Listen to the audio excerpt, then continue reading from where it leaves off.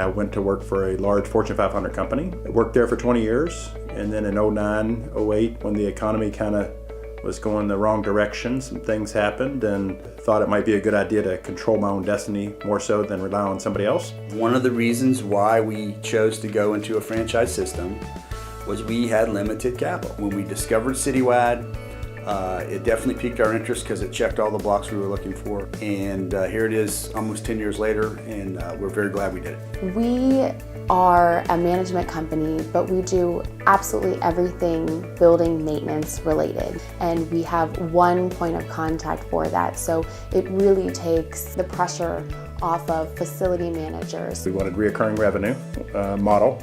We wanted a proactive sales approach. We wanted a fragmented industry, so if we did sign accounts, a large national company just couldn't come in and take it because of national account business.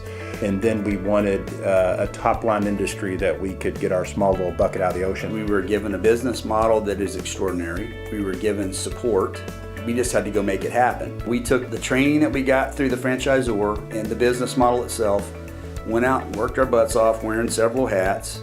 Initially, when you go into this business, the first year or two, it's much heavier on the sales side because you're basically trying to get that cash flow. And then once you establish a customer base, over time, it becomes much more of an operational priority. You have an endless supply of prospects because if a building is 10,000 square feet or larger, it is a potential customer to you. And so in any city you're in, there's thousands.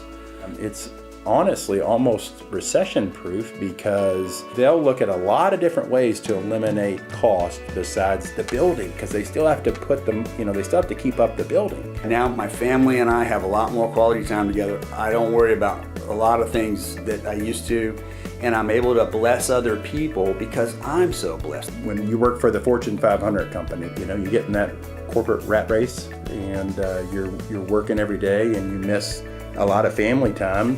But when you get a little bit older, like I am now, you wish you had that back.